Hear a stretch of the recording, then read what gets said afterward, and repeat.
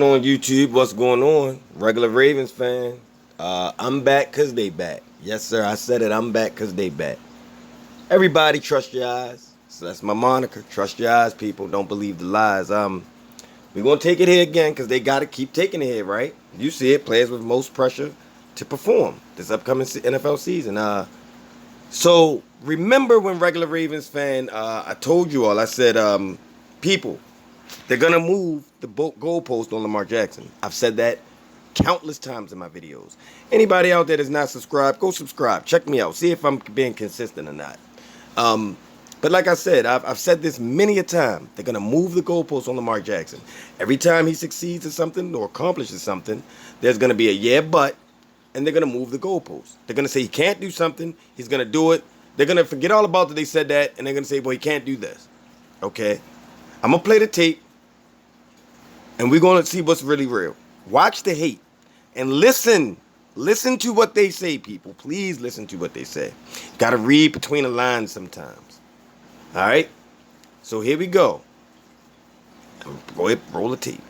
Heading into the season. Today we're at number 4. Mr. Smith has Matthew Stafford. Mr. Kellerman going with Lamar Jackson. So let's focus on Action Jackson, who has an MVP, but is 1-3 in those playoffs. Max, how important is it for Lamar to lead the Ravens on a deep playoff run this season? He's got to do it. And look, Lamar Jackson's a former league MVP, unanimously voted league MVP, but he was unable to win the big one. And I mean the big one against the Steelers, the big one against the Chiefs, the big one in the playoffs. He just wasn't able, he wasn't his normal great self in those situations. Then finally, he actually, lo and behold, won a playoff game. But then ran into the Buffalo Bills. Beating the Titans, no small thing.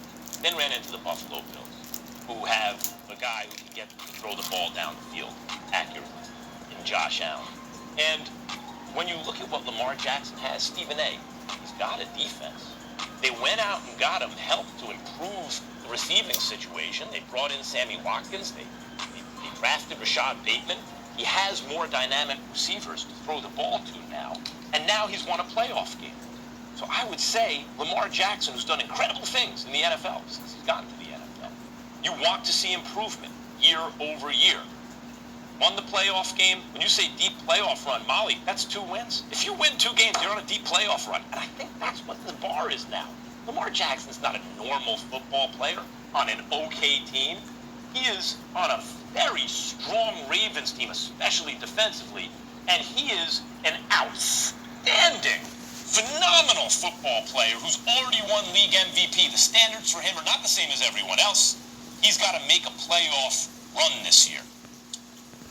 Max Kellerman. That's where I want to stop it at. So okay. Lamar Jackson, he's not a guy on the average football team, right? Right? That's what we say, right? People. Lamar Jackson is the sole difference in the Baltimore Ravens team. So much so that in his rookie season, before he began to start, the team was below 500. With 7 games to play, the team was 4-5, right? Below 500. Lamar Jackson comes in, they go 6-1, win a division. Boom. Instant change. The next year, with Lamar Jackson as a full-time starter, the team goes 14-2. Wins the entire AFC for the regular season, right? They lose in the first round of the playoffs. As they did, well, it was the second round, but their first game. As in the year prior to that, when they weren't even in the second round, they lost their first playoff game as well. Then the third year, the team now, because they finished in first place in the AFC, they have the toughest schedule in the AFC. That's the way it works. The way it works in the NFL is the higher seed you are, the tougher your schedule gets next year, based upon how teams finished the year before. Okay? They went 11-5. 11-5. They didn't win the division this time, but they were in second place in their division. Okay? And guess what? Lamar Jackson won a playoff game against the team that he lost to in the playoff the year before. Right? Max Kellerman, so I just destroyed one of his points, right? The second point was, because he said Lamar Jackson is not just a player on an okay team, he's on a phenomenal team. I just destroyed that. Secondly, You say that we want to see improvement year over year. I come in my first year, my team goes 6-1 down the stretch. We finish 10-6. We win the division. The second year we go 14-2. We win the entire AFC, #1 seed in AFC. Third year, but neither one of those years we won a playoff game. Third year, we still go 11-5, and we win a playoff game. Isn't that improvement each and every year? Isn't it? Then you say they ran up against the Buffalo Bills and a quarterback that can accurately throw the ball down the field. A direct shot at Lamar Jackson to insinuate that Lamar Jackson can't throw the ball down the field. Right? That's what he ran into? Really? Really, Max? So the reason the Ravens lost to the Bills is because they ran into a quarterback that could accurately throw the ball down the field. Well, since they held up their graphic, let regular Ravens fans show you my graphic. Okay, here's a graphic for you. This is the direct box score from the playoff game, Buffalo versus Ravens. And we all know it's true because we can see that final score, 17-3. So I want to show you, because this is what they said happened. Lamar Jackson completed 14 passes on 24 attempts, right? Meaning that he missed on 10 passes, but he completed 14 of them. I know one thing. I know that 10 goes into 162, 16.2 times. I do know that. So I'm going to say that 14, without knowing the math right off the top of my head, I'm just going to cut the 16 and a half, and let's just say it's 13. Although I think it might be a little more, I'm going to say it's 13 yards. Well, since the reason that they lost is because they ran into the quarterback that could accurately throw the ball down the field, here's Josh Allen's stats. Josh Allen was 23 of 37. 37 attempts, right? Lamar Jackson, 24 attempts. You had 13 more attempts. You played a full quarter more. 13 more attempts. You missed on 14 of them, as opposed to 10. You had 206 yards. Now, I know that 20 goes into 206, right? About 10.6 times. So I'm going to say that 23 goes into 206 a little less than 10.6 times. So that means that Lamar Jackson was completing his passes on average for a longer distance than the quarterback you ran into that can accurately throw the ball down the field. See, this is the things that upset regular Ravens fans. It's because this is what people that have a platform say about Lamar Jackson. He can't throw the ball down the field. Well, this is the quarterback that could throw the ball down the field that he ran into, right? Who had literally, not figuratively, literally 44 more yards than with a whole quarter more played with 13 more attempts. I just don't get it. You completed 9 more balls on your 9 more completions than me. They only accounted for 44 more yards than me.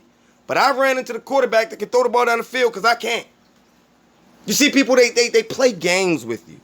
And I can't take it anymore because I got to keep defending my guy. These things are asinine. Lamar Jackson, right? The quarterback who was coming to the league and took it by storm from his rookie season. I saved a dead team that was dead in the water. I saved the coach's job. I come back the next year, I win unanimous MVP, something that has only been done 2 times in the NFL, which means that only one other person has done what I've done in this league. I then the next year come back, and they say I fell off, but I set another record, the only quarterback to ever have multiple 1,000 yards rushing season, not to mention back-to-back. But multiple, period. I'm the only one who's ever done that. I did it after they knew I could do it. I still did it. But I fell off. What are we talking about? I'm the guy that can't throw. And I complete 14 passes for 162 yards. Yes, Lamar Jackson threw an interception. Yes, the interception. Look at this final score. 17-3, right? Let's talk about this. Final score was 17-3. Lamar Jackson threw a pick 6 in the end zone with his team at 3rd and goal to go. Right? The play right before that, Lamar Jackson has Hollywood Brown coming wide open in the end zone, who is his target. However, his offensive line, okay, that was riddled with injury and bad play. Guys like DJ Fluker, who's currently not in a starting position on any roster, right? Totally unknown guys on the offensive line. Couldn't block a one-on-one block. So I didn't have time to set my feet and throw the ball. We all saw it. So then the next play, because my team is down 3-10, and I've had so many drops this game. Because let's remember, people, we all saw the game. We all saw the drops. We all saw the wide open drops that some of the guys were having. I don't know if it was nerves or what. On key third downs. We all saw these things. I still completed 14 passes. I had no Stephon Diggs, right? Had no Cole Beasley. Still completed 14 passes. And I didn't even play the whole game. I only got to play 3 quarters because I suffered a concussion. But I did throw that interception, right? Yes, that happened. I can't take that away. It happened. We all saw it happen. But the reason, the context, as I always talk about in my videos, people, the context. It's because when a quarterback tries to force it, which all quarterbacks do, even Tom Brady forces the ball sometimes. And Lamar Jackson's a young quarterback. He forced it. It got picked, okay? But the other quarterback that can throw the ball down the field so accurately, right, completed 9 more passes than me for a grand total of 44 more yards, which is a little less than 5 yards per catch. Like, if it were 45 yards, it'd be exactly 5 yards per pass.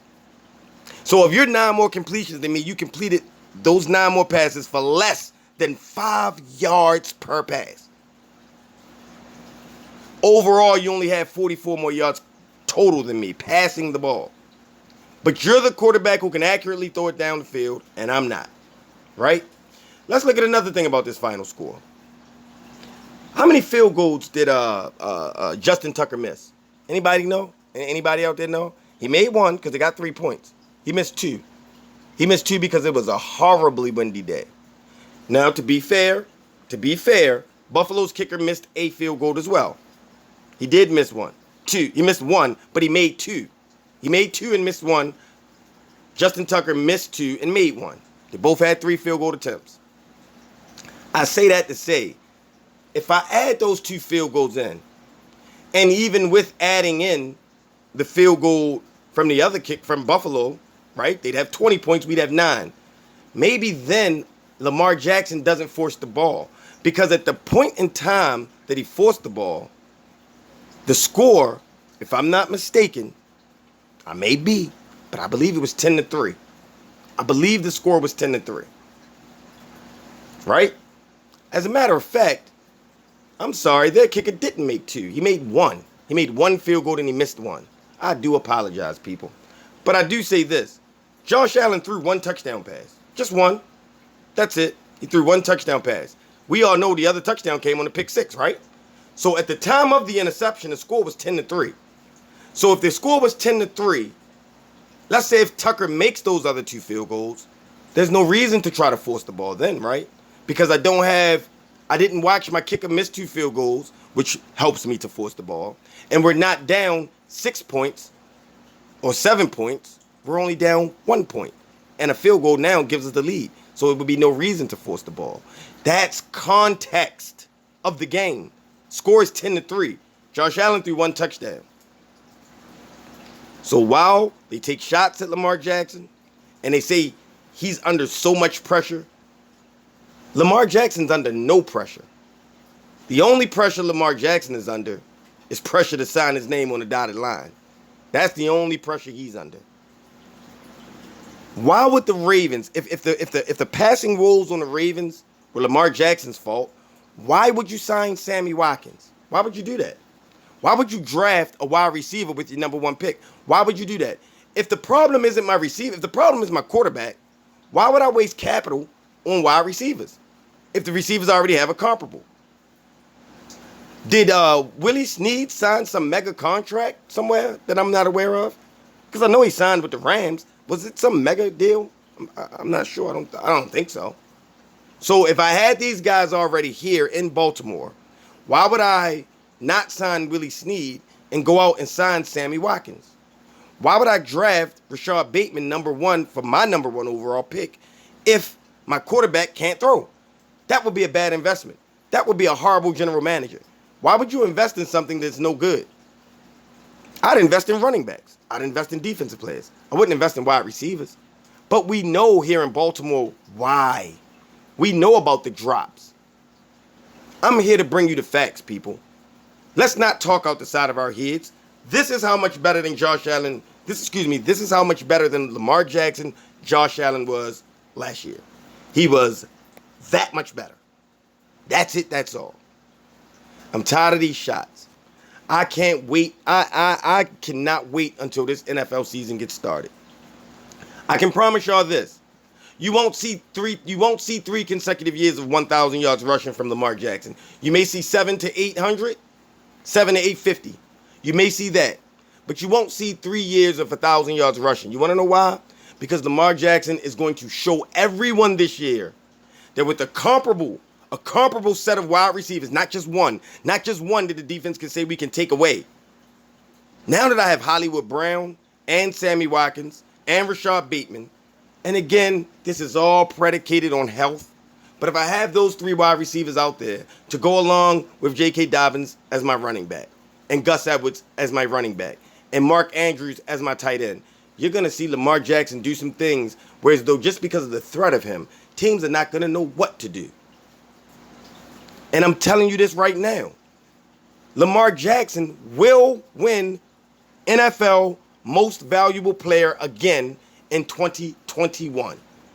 I'm saying it right now. Just like I said it in a previous video that they would win the playoff game against the Titans. And I said I was worried about Buffalo. But I said we would win the game against Tennessee. I am telling you right now, on August 17th, that the Baltimore Ravens will win the AFC North and that Lamar Jackson will win NFL Most Valuable Player. Again, barring the health of the wide receiver core. If these guys stay relatively healthy, maybe only one down at a time, the Ravens will be unstoppable this year. But people, back to my original point, do not let these people on TV fool you. Use your eyes. When you watch this game, use your eyes. Use your eyes to see that Lamar Jackson had 162 yards passing in a little less than 3-4 quarters. And use your eyes to see that in 4 quarters, Josh Allen had 206 yards passing. But he's so much better of a passer than Lamar Jackson. Oh, they couldn't wait for somebody that young to have a decent season. They couldn't wait. Because they needed to hate on number 8. And I didn't really mean for all that to rhyme, people. But people, please, just go, even if you don't want to subscribe to my channel, which I truly suggest that you do because I'm trying to bring you the real. I'm trying to bring you information from a regular Ravens fan who's just a guy who loves this game, and I trust my eyes. And I'm begging you, people, trust your eyes. I don't like stats, and I've said that over and over and over again because I like to watch the game. I like to see what the guys actually do because there's so much production that is not in the passing stat line for a quarterback that people don't realize. You have some quarterbacks who are gun shy and throw a lot of screen passes and build their stats, and you have other quarterbacks that throw the ball down the field. Lamar Jackson is not a big screen guy. He's a real quarterback. Not only is he not afraid to run, he's not afraid to throw the ball down the field where they say he can't. Lamar Jackson doesn't throw screen passes, people. That's not what the Ravens do. This is regular Ravens fan. I'm always going to be Ravens for life. Lamar Jackson will always be my quarterback. And I'm begging you people, trust your eyes, man. Stop believing the lies. We out here.